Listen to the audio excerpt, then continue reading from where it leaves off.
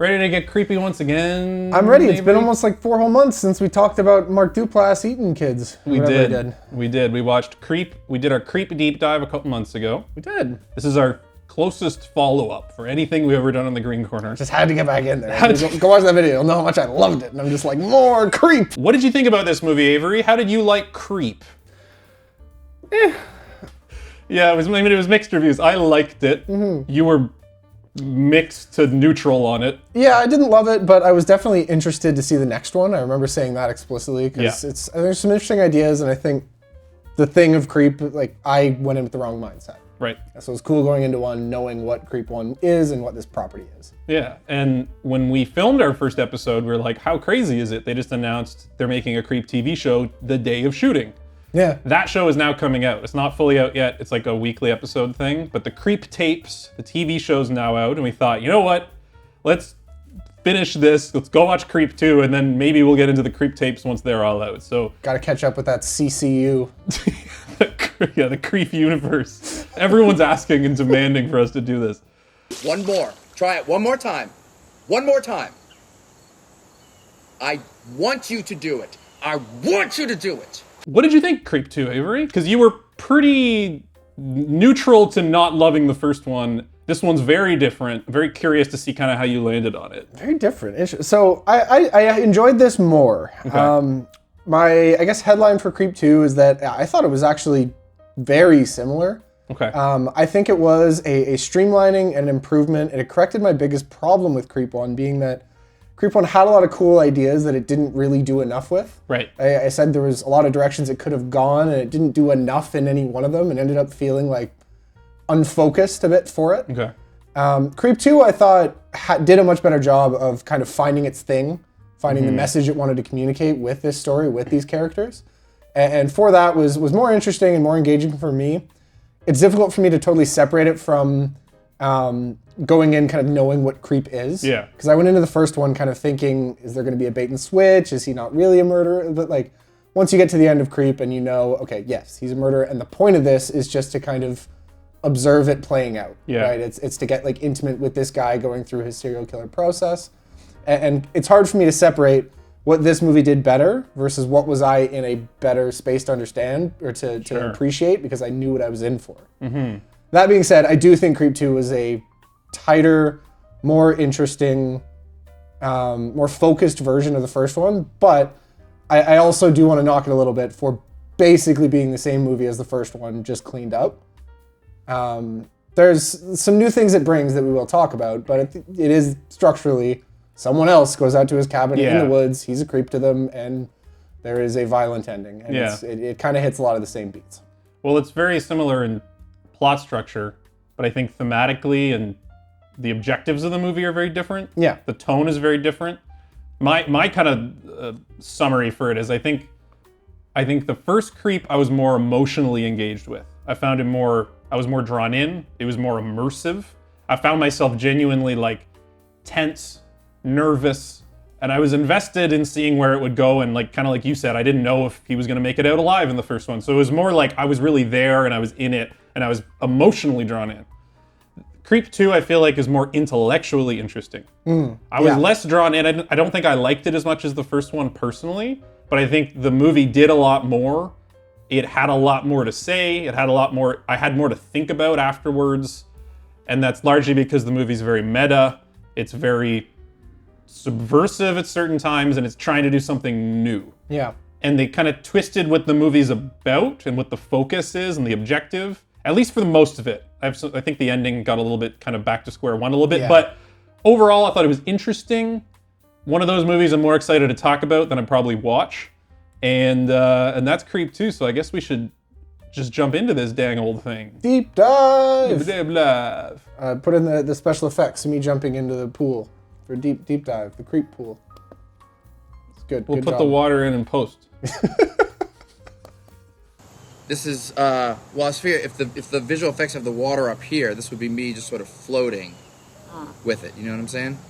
Creep 2. So we start out with an all too familiar little some footage of Deadpool's taxi driver. I think that was him, right? Oh, that's who he was. Yeah. I think that kid's in both Deadpool movies. Yeah. I really hope I'm not wrong, but I'm pretty sure I think that's it's him. We'll cut it out if you're wrong. There you go. So he has gotten a package like we saw Aaron get at the end of the first one. Mark Duplass walks out, and we kind of get to see. Again, this is kind of a theme of this is throughout a lot of Creep 2, we're seeing what would have been sort of a suspenseful mystery in the first one is now just we know what's happening, and now it's the Hitchcock bomb under the table type of tension. Yeah. Yeah, I mean, the first movie, the whole tension, as we kind of alluded to, is you don't actually know that Mark Duplass is a serial killer. It seems like he is. Oh my God. This is gonna be a good day. And it turns out that he is, but a lot of the movie, you are kind of thinking, am I just reading into this? Am I assuming he is? This movie obviously doesn't have the benefit of that because we've already seen Creep. He is a serial killer. So instead, like this example, they kind of almost have fun with it. Like he literally winks at the camera when the guy goes into the kitchen. Yeah. And he is playing it up so much that to me it played into comedy where he's like, oh my God, this video's inside your house? That must mean someone got inside the house. That's your home. Dave, Yeah, I know. this is serious. He could not be more obvious. Yeah. To the point that it's like, it seems like it's boring for him, and that's kind of the point, I guess. That he's is the losing point. his passion for it. And it comes up more through the actual dialogue later in the movie, but even through this, I thought it was really effective at communicating that this has become routine for him. Yeah. This is, he's kind of pushing boundaries to a silly amount where he's just so obvious. He doesn't even seem to really care. He's not, I mean, with Aaron, there's like days and days of build up and messing with him. And in this, it just kind of goes, it's just quick. He's almost begging the guy to figure it out. Yeah, And then when he does it, exactly. he's like, it's me, I'm the killer. And then he kills him. You ever think about how we met right around the same time you received your first DVD in the mail? And he's just bored. It's like a midlife crisis for a serial killer. Which I did think was a really fun angle. That's kind of the most interesting, I think, update this brings, aside from the gender swap of the main character. I think that, what do you do for a sequel to Creep 1? And I think the idea that he's gotten kind of too old and sick and bored of this. It's an idea that I guess you kind of see explored in stuff like Dexter, but not often otherwise. Yeah. It's a cool concept. We pretty much cut directly into the Encounters show. So we introduced to our protagonist of the film, Sarah. The show where I look behind the strange world of online personal ads to try to uncover the humanity underneath. She runs a YouTube channel called Encounters, which is basically a YouTube channel where she finds strange people on Craigslist, goes to meet them, and films the interaction, and then uploads it all to YouTube as a show, as a series. I just need to say, I think this is a really great premise. Yeah. I would genuinely watch this YouTube show, and I think it's something that like is very interesting, and it's a great within the movie. It's a great excuse to get her into the situation of meeting a creepy guy and staying. Obviously, it serves a narrative function, but I also think like I could see you making a movie or a series about this. There's enough weird people out there that I think it's just an interesting premise. What were you looking for when you posted your ad? Life is lonely. Yeah. It's nice to have someone to talk to. I totally agree. The thing I would say is that the reason this doesn't happen in real life is because you'd wouldn't do assume it. you'd get murdered. Yes. And so that is kind of the conceit here. And as we're going through Sarah talking about her show, I would say they do enough to make me believe that Sarah would do all this, despite the risk of being murdered. Like, not totally, but they say enough to it where I'm like, okay, they're aware that Sarah probably would leave Yeah. and that a real human probably wouldn't stay at Mark Duplass's house or do any of this stuff.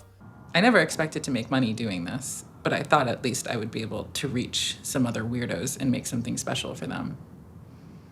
They acknowledge it enough for me to be like, all right, the movie has to happen, it's fine. That's the thing. The movie has to happen because I was thinking about this. So she obviously goes and meets Mark Duplass, goes to his house, and fully gets involved in another situation with the creep. Under the pretense that she really needs a hit episode. That's kind of what the whole thing is. Her last video, I think she said, got like 9 views. Yeah, and So she's like breastfeeding some guy. Like, Yeah. it's just like, it's not. And she's like, I really need a big hit for our season finale. It's YouTube, but Sure. she needs a big hit. Normally, this is not a situation I would allow myself to get into, but maybe that's why this show has been sucking so much. So let's see what happens. And I'm just like, this isn't gonna do it. Like, you and I have started a YouTube channel. If you're getting 9 views, you don't risk your life.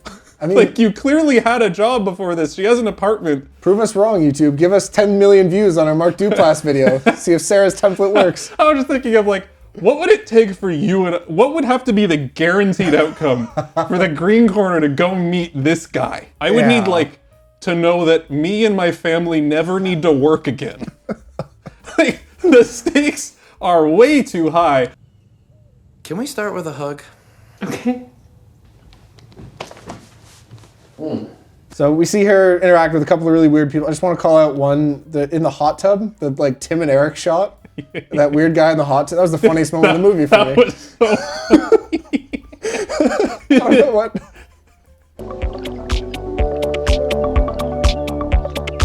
Let's get some bookkeeping out of the way. Mark Duplass is now going by Aaron, I'm Aaron. Sarah. which is the victim from Creep 1. He's taken his name. It becomes obvious this is what he does. He calls himself the name of past victims. So we'll call Mark Duplass, in the purpose of this video, he is Aaron. Right. Aaron from Creep 1 is Old Aaron, There which you is go. how he's credited in the film. So Old Aaron is Aaron from Creep 1, and Aaron will be Mark Duplass from Creep 2. And Mark Duplass was Joseph in Yes, Creep 1. but it's too confusing if we call him Joseph, because he's not called that in the movie. All right, so we'll just get a handy chart here for Yeah, you. that's Joseph. No, There's 4 people in these movies. We can do this. I think I might be deeply untalented. she goes to meet Aaron. Yeah. He's weird. He's got a ponytail now. He tries his kind of... when she meets him initially, I thought they were going to go for the normal shtick of he comes up with some excuse for why he's asked her to come out that's clearly a weird kind of back way to get her in, and then slowly he reveals he's a serial killer. I was genuinely shocked that he just comes out and says, I'm a serial killer. I've killed 39 people. I'm having a midlife crisis, and I want you to film a documentary about me. I am what is commonly known as a serial killer. I don't love that nomenclature. I sort of consider myself a murderer, but Yeah. Did this surprise you? Because to me, I've seen this movie and I forgot this happened, and I was genuinely like, oh. It did. I mean, from there, I didn't quite know where it was going. I wasn't sure if they were going to do like an apprentice thing, which they kind of didn't really, but that was one of the more surprising points. Once they got a little farther along, I started to kind of come to terms with, okay, it's just kind of an evolution of the process, because he played a lot in the first one with like the pace at which he lets Old Aaron in. Yeah. And we talked a lot about how he's kind of breaking the barriers and becoming more intimate with him and sharing more and more and testing him with stuff Yeah. like the axe. This, in the context of the whole movie, just felt like kind of a further evolution of that. He's like, well, I'm just going to just start from here. Serial killer. okay, yes, I am a killer. I have killed 39 people. This is something that I love to do. It's the greatest job in the world. It's what I'm built to do. Yeah, and the key is she doesn't believe him. Yeah. Like, we don't know that quite yet, but it's confirmed later that she thinks he's lying to get attention. She does not actually think he's actually a serial killer. He even shows her the clip from Creep 1 Yeah. where he kills Aaron by the Old lake. Aaron. Old Aaron, where he kills Old Aaron by the lake. And she doesn't, I guess she thinks it's fake. Yeah. Because she doesn't believe this is real. She thinks he's just another weirdo on the internet. It's like an hour into the movie that she finally gets suspicious that he might actually be a serial killer. So and I he's think not just a weirdo. that lends some credence to why she doesn't leave, is she literally doesn't believe him. And she's just, her life is meeting super odd people. They Yeah. showed some of them earlier, and this is someone that at least believes he's a serial killer, and she thinks it might be content. Plus, she's got a knife in her boot, so she's safe. She's safe. And I know you have a knife in your boot. What are you talking about? It's okay. Don't worry about it, okay? Look, I think this is a genuinely compelling reason to make a sequel. Yeah. Like if Mark Duplass was giving me an elevator pitch and I'm a movie producer, and he's like, this time I'm just gonna come out the gate and tell her at the beginning I'm a serial killer.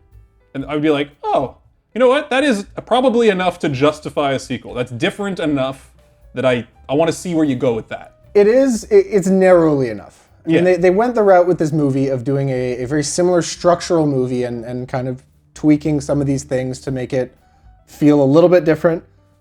Personally, I would have liked to have seen something just totally, don't invite one person out to a cabin and manipulate them for an hour, right? Like, have it, and I assume that's what the creep tapes is. Right. Totally different scenario. Yeah, like you have this character in a different environment. It's a little bit of the, okay, we go back at Camp Crystal Lake again, and like how different can the characters be when we're just at Camp Crystal Lake with Jason again, right?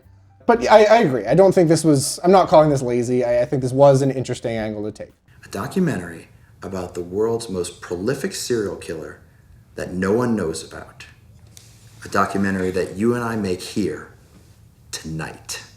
So he tries a couple of his tricks. He tries to like jump scare her a couple times, which are like in the movie failed jump scares. Yeah. Like he jumps out at her, she's not scared. I liked that as kind of your big contrast between Sarah and old Aaron. Old Aaron was scared by this kind of stuff, and she's not. He shows her the tape of him killing old Aaron. She's not scared. She doesn't think it's real.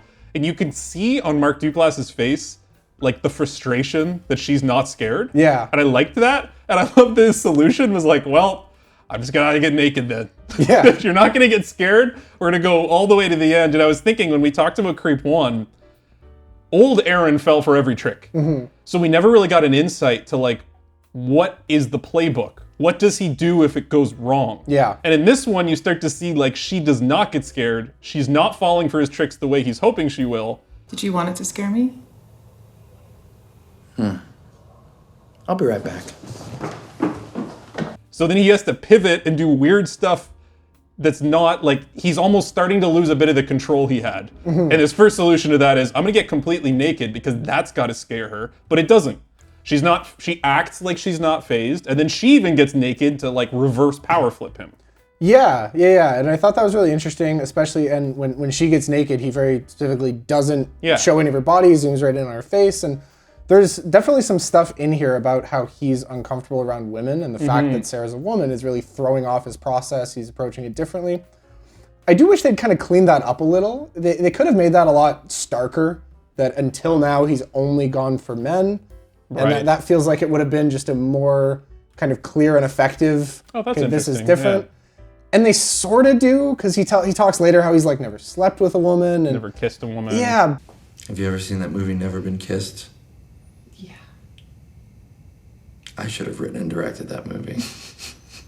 But then he also says explicitly a couple times that he has killed women, and that like, so it's just a little muddy, but it wasn't a big deal. And I think overall, there very clearly is a message that Aaron is uncomfortable around women, and Sarah being a woman is throwing him off. It would almost have been interesting if she answered the call, but he didn't know she was a woman. Yeah. And then when she got there, he was like visibly frustrated because he's like, I only know how to manipulate men. And you have to see him work through that. I think that's an interesting idea. That would have been a way to make it more throw him off his game. Exactly, yeah. And there's a little piece at the start where he goes like, wow, Sarah's actually your real name. And I thought with that's what they were doing. Where he's like, oh, I expected you to just be a dude pretending to be, but... Oh, okay, yeah.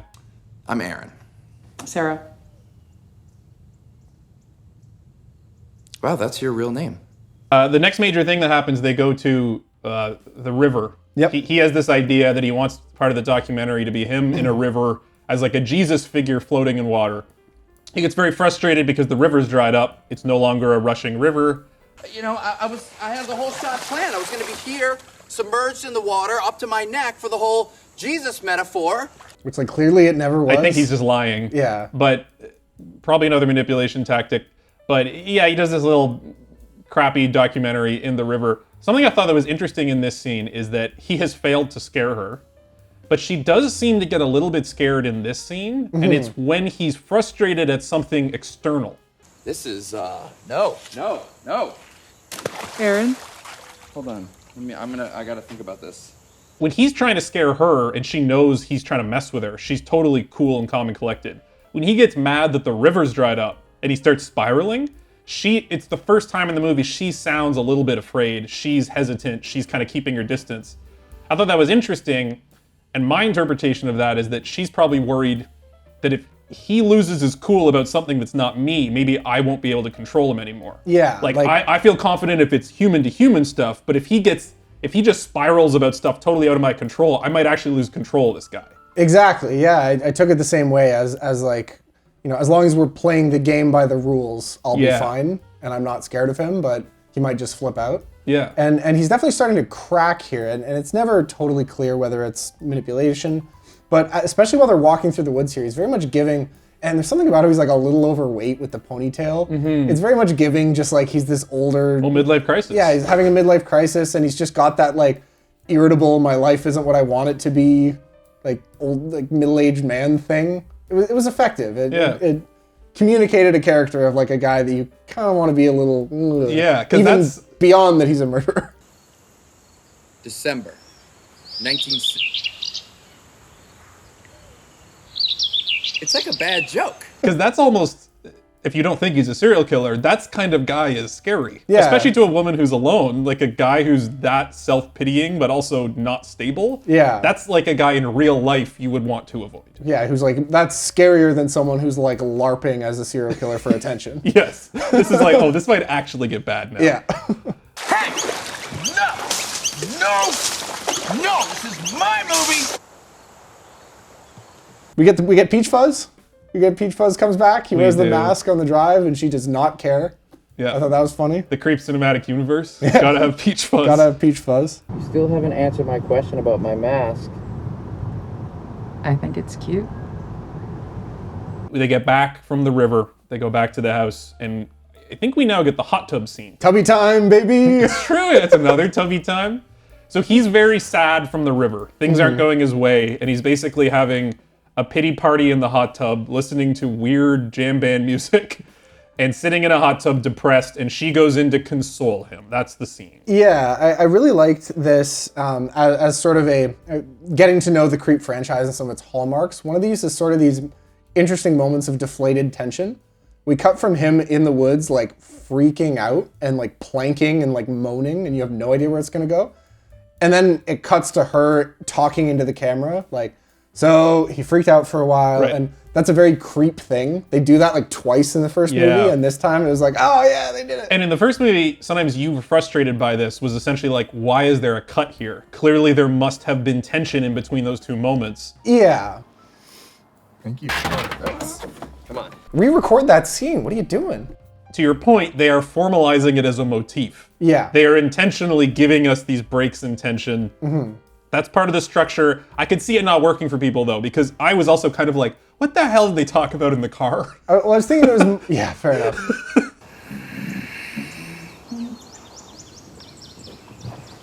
Well, it was more like when we cut from when he's in the Peach Fuzz mask in the first one, like against the door, and you think that Aaron's like old Aaron is Right, actually yeah, gonna yeah. get murdered, and then it just cuts to him talking into a camera a month later, and yeah, that. But yeah, I do agree. And what did they talk about in the car? What did they talk about? Don't leave. I won't. So he's in the hot tub. She goes down to console him, and basically Aaron gives a long monologue about a potential like origin story for himself that I'm assuming is a lie because it's Aaron, Joseph. He's always lying. With the beard thing and the he's Yeah. like humping a naked body. It's weird. It's weird. I stripped him of his clothes. I threw his body in the hole he made me dig for myself, and on instinct, I took off my own clothes, and I lay there communing next to him all night naked. It was definitely not clear to me that it was true. It seemed like a lie, but he's also at his like lowest point. I think that's something interesting through the movie is you're never actually certain this isn't still part of his game. Yeah. You think he's having a full midlife crisis and he's at his most vulnerable. This could still be part of his script. Well, I think there's a lot of kind of echoes with the first one. I think this is the moment of his wife with the Peach Fuzz from the first one, where It's he like just tells half-truths. such a, like he's feigning, giving a really deep, emotional, personal Right. story, but it's so weird that it's to put the other person very off guard. Right, that's true. I don't think it totally works on Sarah. You know, when people pull hairs out of their beard or their scalp or even their eyebrows. You see, my first victim had this disease, and when I laid with him naked, my spirit consumed that from his spirit. Yeah, then some stuff happens in the hot tub. She like gets in and gives him a back rub. It's Weird. weird. I don't know.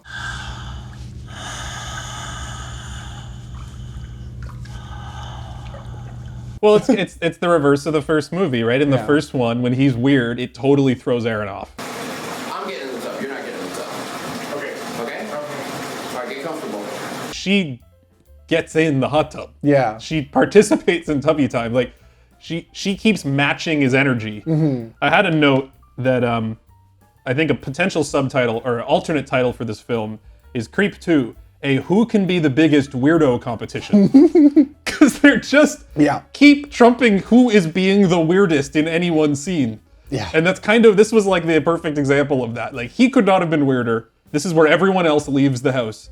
She gets in the hot tub and gives him a massage. I'm like, you guys deserve each other. Like, whatever happens. And it became a ritual of mine. All of my victims, I lay with them naked, and I take a part of them with me. I think Sarah's portrayal was tough here because I think this worked. What I'm saying is that it's tough to play this as an even halfway believable character and not have it go like totally like, this is not believable at all. Anyone in the world would have left, but also not go like Harley Quinn, like manic pixie obsessive, It's like tough. cartoony. And Sarah, she did have a character more so than old Erin. Yeah. And I thought it was effective. She didn't have a ton of dialogue. I thought it worked. She's I thought more it was a good interesting. job. Yeah. I think she did everything she could with the material. This scene lost me, no fault of her own. I think the problem with this scene is that you're assuming he's lying, and you're also assuming she doesn't believe him. So it's like, who's this for? Yeah. It's like a fake story that she doesn't believe, and it's like 10 minutes uncut. Yeah. And I was like, this is a little bit self-indulgent, I think. This scene lost me a little bit. The only place it really goes is that she just kind of feels sorrier for this guy and wants to keep just keep him talking basically.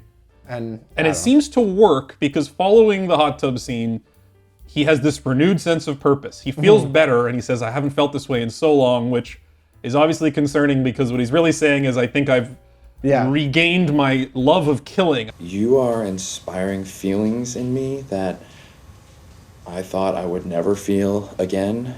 We get a little, I'm no expert here, but I'm pretty sure this is like a giallo shot where it's like all red and it's like tracking his hand going up through to her in the shower. Oh, yeah. And then there's yet another fake out where she jump scares him in like a mask. Tape all over her face.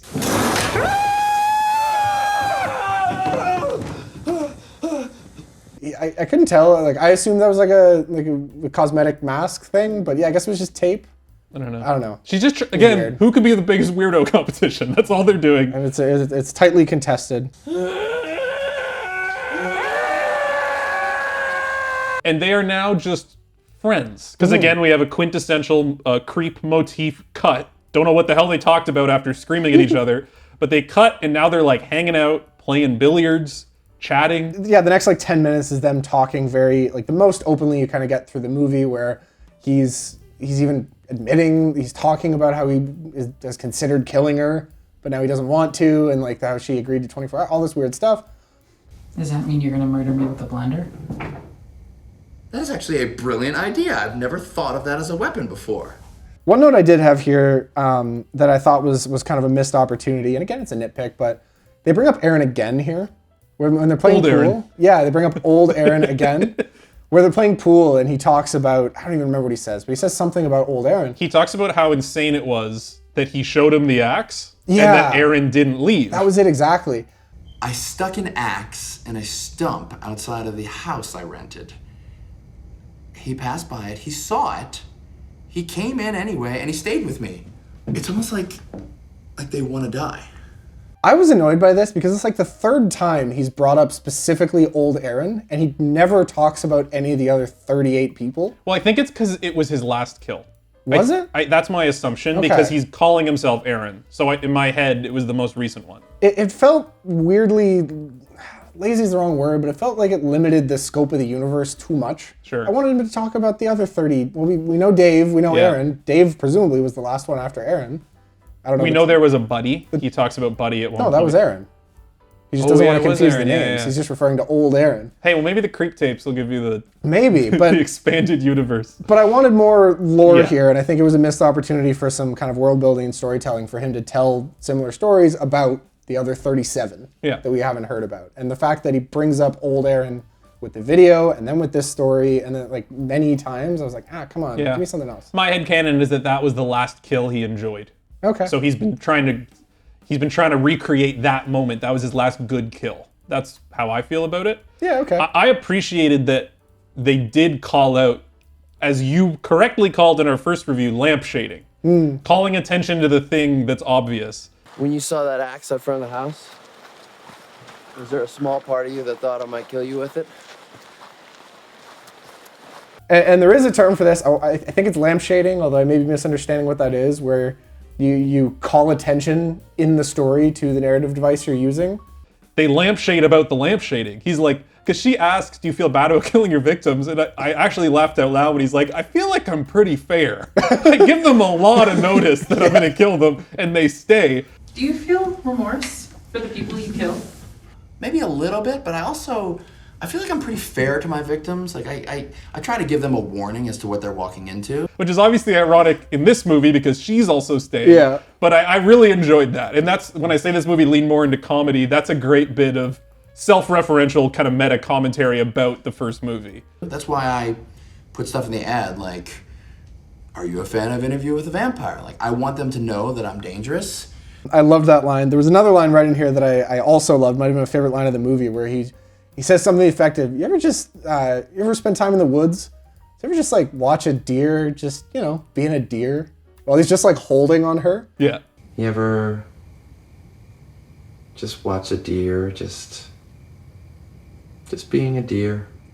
And it's a great, That was good. I yeah, liked it's a great that. just explanation of how he looks at Sarah. Yeah, like It's how great. he's getting gratification out of drawing Yeah. this out. And specifically, again, that it's a young woman. It's like a new, different experience. It's, Yeah.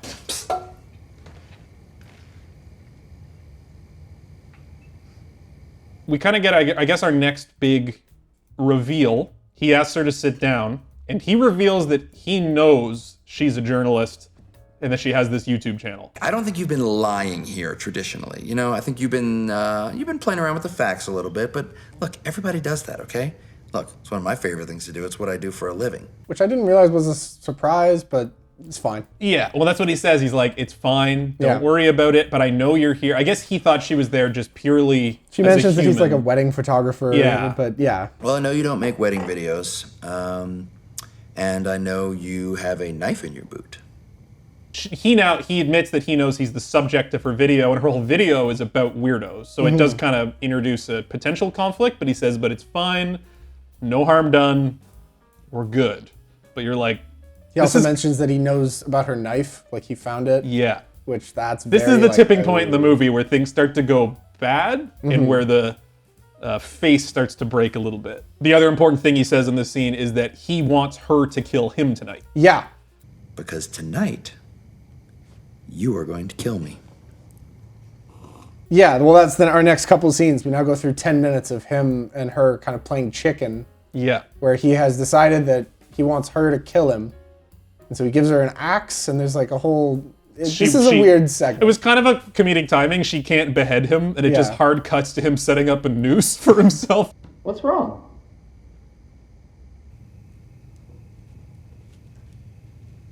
You rolling, Sarah? Yeah. You got your frame? Yeah. He tries to hang himself. She freaks out. This is the first time in the movie she actually breaks face. was when he like actually jumps off the railing, and she has to like Hold his body unhook him. up to not let him die. That's the first time she's like, you can't do that. That's not okay. And she actually threatens to leave, which is where he reveals that he had set up a harness. He was not at risk of hanging himself. He was, again, just messing with her. Yeah. So they kind of lay all their cards on the table at this point. Even this felt weird and performative from Sarah, where it's like she's sitting there like kind of pouting, putting her shoes on. She's like, "What? I'm leaving." I'm sorry, I I was... can't believe you put me in that position. It's like, okay, you think you run? Yeah, how is this? But I was also like, how is this the line? Yeah. Like what? So this point in the movie is where I completely lost track of who was even deceiving who. Yeah. I'm like, does she believe? Is she deceiving him? Does he believe that she's mad? I completely lost the plot. They kind of almost level set here at zero. He apologizes. He says, "You know I'm not really a serial killer, right?" And she's like, "Yeah." He says, "Do you think I am?" Do you think I'm a serial I'm like, killer? why don't you? She says no. Okay, of course I'm not a murderer.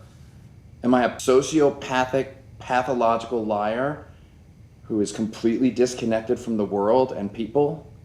Yes. And he's like, and I know you're here to shoot your YouTube video, so let's just get you some good content, talking to me, doing interviews, and then we can send you on your way. I think it'll make a really good scene. I know, right? I'm sorry I freaked you out. You really freaked me out. I'm so sorry. And now we get kind of the most sincere moment, or the sweetest moment, also Yeah. really creepy. He says they're doing 2 truths and a lie, and he says, I've never kissed a woman. Which just, as I'm looking at my notes here, I'm like, okay, he pretends to hang himself, and then we have the finale, but right in between, there's just this. This kiss. I mean, again, if you're going to extend your disbelief that she hasn't already left, this, I guess, isn't so much crazier than That's- the rest of the movie. I guess. But he says she's never kissed a woman, and she offers to be his first kiss. This was the best Mark Duplass acting in the movie, because he actually looks like a little 5-year-old boy who's excited. Do you want to have your first kiss? Shut up. It doesn't have to be a big deal. He doesn't play it creepy. He somehow actually manages to even make me not believe it, but he looks like an excited little boy. Really? Yeah. You'd kiss me?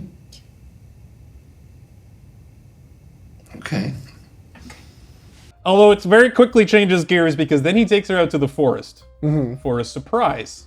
He walks her around, he spins her around, he gives her the locket which he gave old Aaron, and then he shows her an open grave which he has dug. Which is, I guess, kind of the very first time in the movie that she now actually realizes he is actually a serial killer. And he specifically referenced having to dig his own grave for the earlier guy. Yeah. So this is, It's set up. It's kind of like, oh no, this is all very real. He gave me a shovel. He forced me to dig my own grave.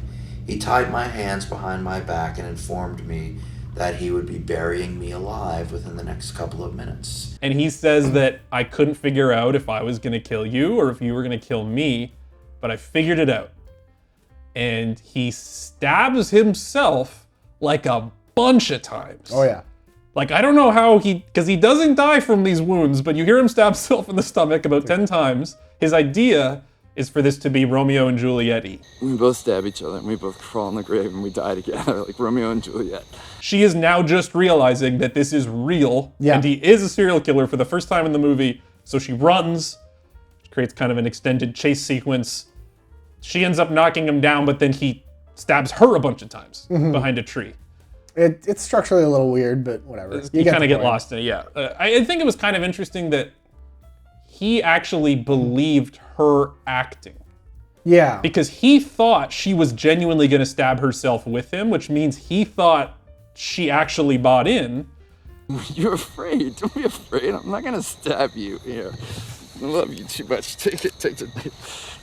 Yeah, there's just, at this point there was enough layers of who's dressed as each other that, like, I didn't get there from the storytelling of the movie that he would actually, like, believe that she was going to kill herself too, enough to go first. Yeah, that this was such a special experience beyond all Yeah. other ones he's ever had. Yeah, I don't know that the movie got me there, but once they did it, I was just kind of like, yeah, all right. Sure, he believes it. He's fallen for her. Maybe it was the kiss. Maybe it was like, oh, how Yeah, different maybe that is. kiss was genuine for him. Maybe Yeah. that was like a real moment for him, right? But like with how everything through both movies to this point has ultimately been part of his plan. Yeah. Even like when he gets drugged and when he gets like left in the woods, like all this stuff, it's all according to plan. Like the fact that he is genuinely unprepared for this for her not to just kill herself. Yeah. Like he actually like- loses control of this situation. Yeah, that was a little. I was surprised. Yeah, I guess it's because it's maybe the first time where he's had that full midlife crisis. Yeah. He's off his game. Sorry, there's a picture of me and another guy in there. I didn't have a chance to make one specifically for you. You were a bit of a surprise. Because it was surprising that he didn't plan this. Mm-hmm. I was still waiting for the triple third act reveal that this was all part of a super master plan. Yeah. And that he planned this and this was another manipulation. I was surprised this was genuinely the end because Mm-hmm. he stabs her a bunch, he buries her, he climbs out of the grave injured but not dead and starts monologuing. Mm-hmm. And in that monologue really reveals that he did have a genuine connection with her, that he wanted to give her one last great episode, that he was, I guess, being earnest. I guess the interpretation here is that this is him kind of recapturing his like emotional murdering side. Yeah. Which is weird to think of it as like artistry, but whereas I mean he talks about with Coppola, right? How the Francis Ford Coppola made the same movie over and over again once he reached the midpoint of his career and he's trying to rediscover like the passionate Yeah. artist. I read an article by the great Francis Ford Coppola. He said, I have not made an original film since The Conversation in 1974. I am not sure I am capable of it, but I really want to keep trying. The interpretation here would be that that's what happened, that this is him back to like the purely instinct-driven murder where he's making mistakes and he's not thinking through the whole plan. Right. Which again is just a weird thing to talk about, but Yeah. Here is a man who is in the middle of his artistic decline. Is he running from it? No, he's embracing it. he does this stupid, impulsive, poorly planned out thing for the first time in 20 years. Yeah. Because it's now coming from his heart rather than, anyway. And then it backfires. Yep. Because almost like a Looney Tunes bit, she gets up out of the grave behind him, also not dead, and whacks him with a shovel, then runs off. I thought the shot was fun. I don't know that it fit, but it was fun. I mean, it's basically a comedy shot. Yeah, watching her climb up out of the grave, like, yeah, it was like out of Too Many Cooks or something. It was good. Then we go to the city. Presumably some time jump. Yeah, where there's just crowds walking through with stock footage, and then Sarah walks into frame, and then it cuts to her on the subway. The camera follows her slowly, and then they're on the subway, and he whistles a song he's whistled earlier in the movie, and she's heard it, and she slowly looks over, and right as she looks at the camera, it cuts to credits. Yeah. I did actually think that was a fun little final scene. I don't know how the hell he lived. It was fun. I guess there's some interpretation to be had there. It is him, because there's no other characters. Yeah. But if you wanted to do something different with a third or with the creep tapes, there's definitely room to recontextualize that ending as another character we haven't met yet, or do like, something with it, or it's The Apprentice, or this is a prequel, or I saw people mentioning online, and I could not validate this, that she's wearing a necklace in the scene, and some people think it's the locket he gave her, but other people said it's a different necklace. So there's and like her hair's different, but she's clear. So I think there's it a is time after jump. the fact. So there's some potential theories to be made around this scene, but I think we have to assume it's just a fun final stinger. Yeah.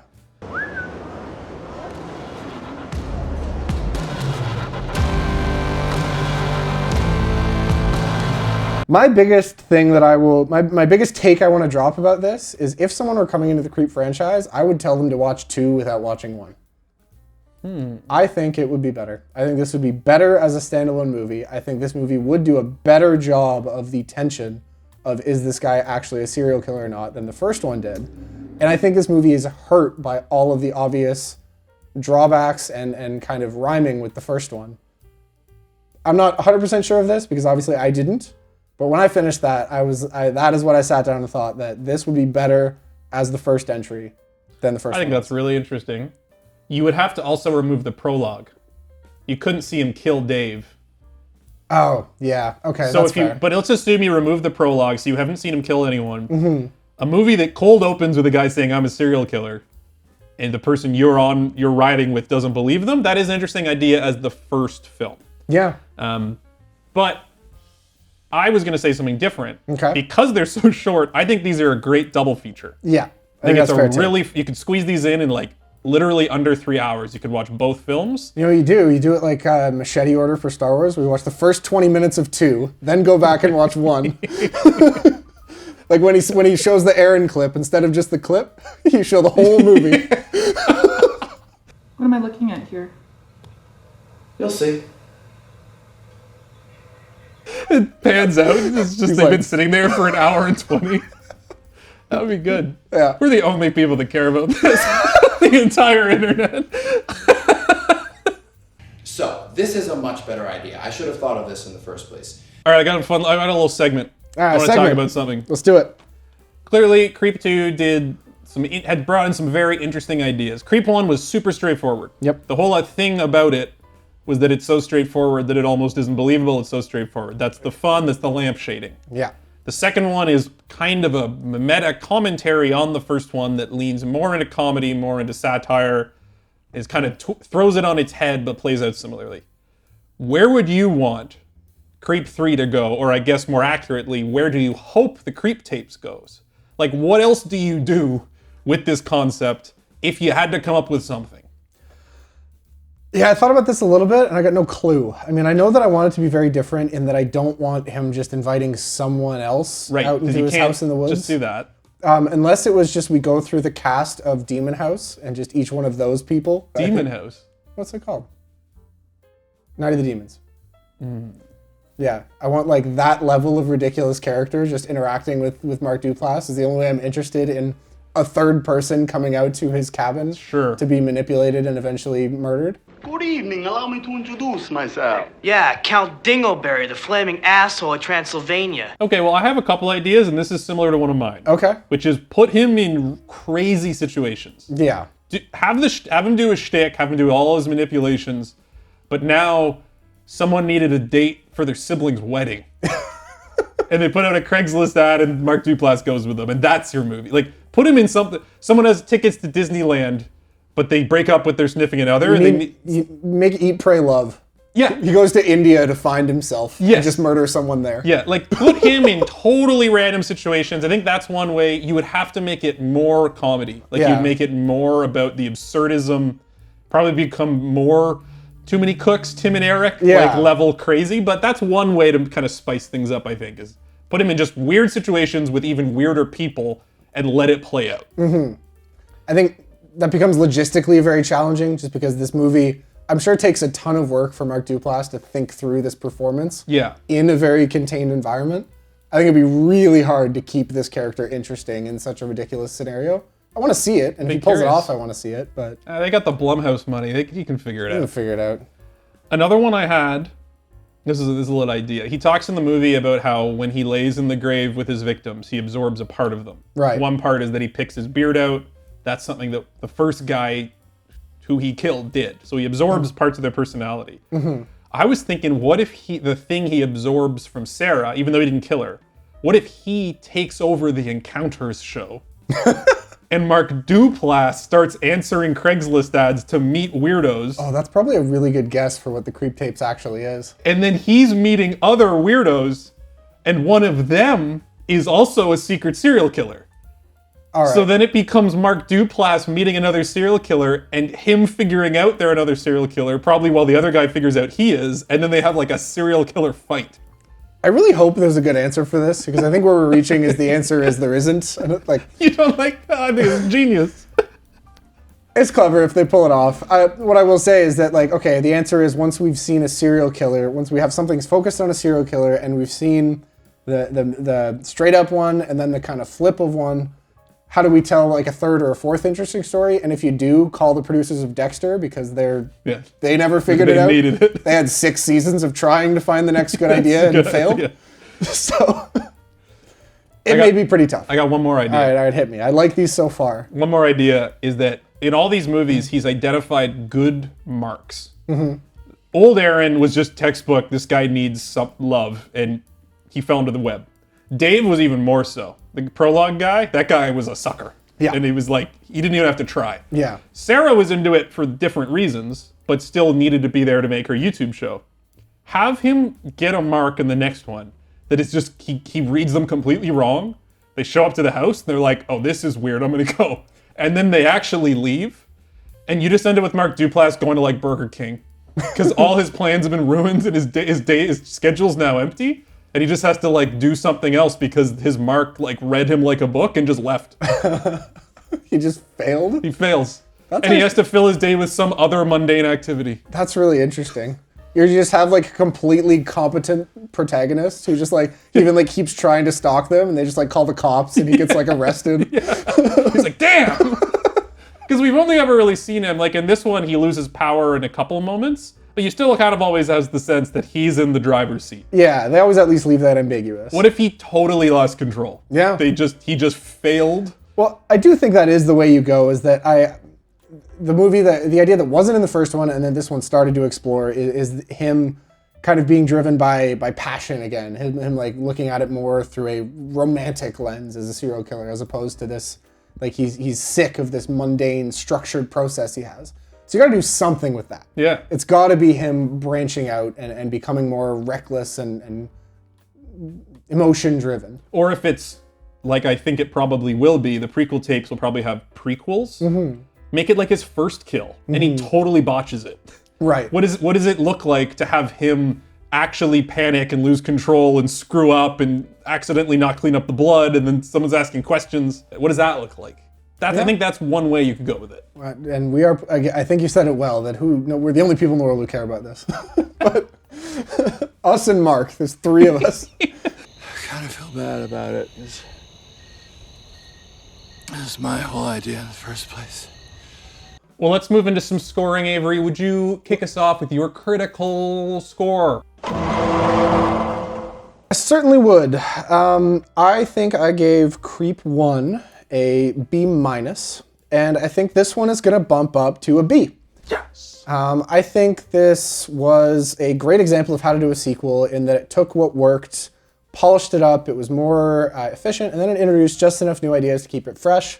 I've said, and I still think, that I wish they'd gone kind of a little more creative and departed more, but I think once you accept that it is another person goes to his cabin in the woods movie, it's I thought it was more effective. Some of the things that frustrated me about the first one were that I don't feel like it developed enough of its ideas. There were a couple of kind of hanging threads. It felt a little unfocused to me. This really tidied that up, which is just enough, even though I wish it had been a little more creative. I think that's enough to bump it up to a B. Okay. Personally, I was pretty harsh on Creep 1. I think I gave it a C. I think a lot of that was me going in with kind of the wrong mindset. Right. I think I've talked about it. I kind of went in thinking of it as like a whodunit, or like a mystery, trying to figure out the twist. And that's kind of the wrong way to do it. It's a character study, right? Yeah. It's inviting you to kind of just enjoy getting to know this serial killer character as he is and as he presents himself. As Aaron says in this movie, it's the joy of watching the deer. Exactly. That's all it is. That's all it is. And maybe, I definitely said in the first one, I might have enjoyed it a lot more. This, Creep 2, I went into understanding what it's going to be, so I definitely enjoyed it more. But I still think I'm going to put it down at a B-. I just don't think this is my thing as much as it is some people's. But I had fun. Yeah. B- personal, B critical. Well, I don't know if this has happened before in the Green Corner. Might be a first. We're going to have the exact same scores. I'm going to do a critical B and a personal B-. Pretty sure for Creep 1 I gave a critical B+. So I do feel this is a little bit lower critically than the first one. We met in the middle. I think that it is drawn up by creative ideas. I think as you'd already said, this is a justified sequel. There's a genuine idea here that is worth making a sequel about. They're not just cash grabbing. He was clearly passionate about this, and that comes through. And I think they did about as much as you can to make this different while still being the exact same plot. Yeah. On the flip side, I found it a bit less engaging personally. I preferred the first one leaned more into horror, more in discomfort and awkwardness and in actual tension. Yeah, you talked about how much you like awkwardness in that one. I find it intriguing. Yeah. If a movie can actually make me feel uncomfortable and part of like kind of tying into fear and actual horror, that's a hard thing to do. And the first movie succeeded in that. This movie did not. I was never scared in this movie. There was really no tension for me. I was just curious, where's it gonna go? Yeah, that's fair. And I think so it failed in kind of I think it failed in executing on all its great ideas, but it had a lot of really cool ideas and I've been thinking about it a lot afterwards. I think that balances out to about a B. And personally, I'm gonna go B-. I think that's just largely because I didn't resonate with this movie the way I did the first one. I would still rewatch the first one. I think it's a lot of fun. I don't know that I'd rewatch this one as quickly. And I appreciate it more than I liked it. So a movie that I rather talk about and rather pick apart and read theories online. Yeah. Probably before I'd want to go sit down and watch it again. So I'm going to put personally down to a B-. Going into the last movie, you thought there was no chance we were going to pick different MVPs because it seemed like a dead obvious one. This time you might be right. Similar situation. So who's your MVP? It's the dupe. It's Mark Duplass. It's the dupester. I found a way out in the last one. I couldn't in this one. I liked him more in this. Again, kind of knowing what I was in for and being more prepared for what the character was and spending more time kind of observing and appreciating the nuance as opposed to trying to figure it out. But no, I thought he was great. There was more times watching Creep 1 that I felt like, oh, I didn't like that choice or I didn't think that was effective. There was very little of that here. I thought he was great. The entire movie is just close-ups of his face. Yeah. MVP. I think he did a great job. He's my MVP as well. I think you'd be not crazy for picking Sarah. She did a good job with what she was given. She was a better protagonist than old Aaron. But she's still just kind of dwarfed by Mark Duplass. I think he's the star of the show. He also, did he direct this one? I think it was the same guy. It was Patrick Bryce again. Is officially listed as the but he director. wrote it. He didn't like not help with. He was directing. involved in the creation of it. He does a great job. He does a very nuanced performance of playing this character a bit different than Creep 1. Yeah. He's doing different tactics, he's trying different things, but even just the way he has like a normal conversation, Creep 1 with old Aaron, he was being very buddy-buddy. He seemed like a guy you could grab a beer with. He seemed like a guy who had a family, which he was supposed to. I don't need to glorify me or make me seem cool or anything other than what I am. So, buddy, you can see me for the man I was. This version, Aaron, in Creep 2, he's not like that. He's playing it more effeminate, more ethereal. He's kind of got more of a hippie vibe, and that's clearly him picking up on Sarah's vibe and trying to match it. How's the pony? Beautiful. Yeah? You sure? Yep. Would you mind coming out real quick and just give me a little fix? Yeah, okay. But it's not overplayed. It's not like he's wearing a funny mustache in this or a silly wig. His performance was, in a subdued, nuanced way, a completely different character than the first, and I think he did a really nice job with that. I agree, and there's a lot more kind of cracks in the facade in this one. Yeah, and because that's he's losing control. And that's a hard thing to portray, and he did a good job.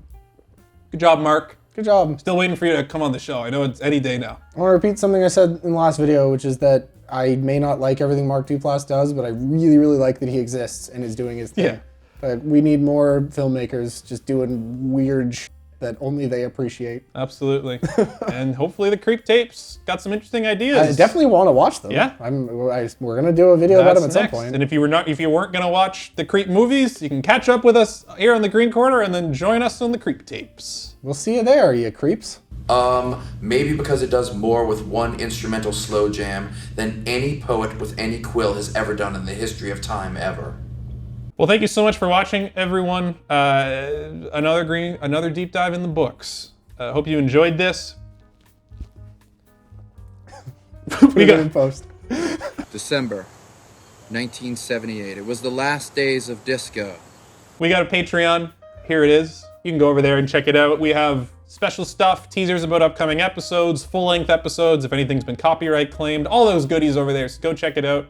We got a comment section. It's down there. Go say thought. something. Say your favorite thing about Creep that you've all seen. These Creep movies seem to actually have quite a following, a lot of theories, a lot of fans. So I'd love to hear what your take on these were. And I know the Creep tapes are not finished yet, but if anyone has checked them out, curious if people are enjoying it. I assume it's something we're going to do at some point. So Reed reads all the comments, so just go ahead and spoil it for him. I'll be sad. I'll be sad. I was gonna do the thing that he said the guy said in the window. That was the thing he said to old Aaron in the window in the first one. This is gonna be a great day. Is it that one? Oh my God. Oh my God. This is gonna be a good day.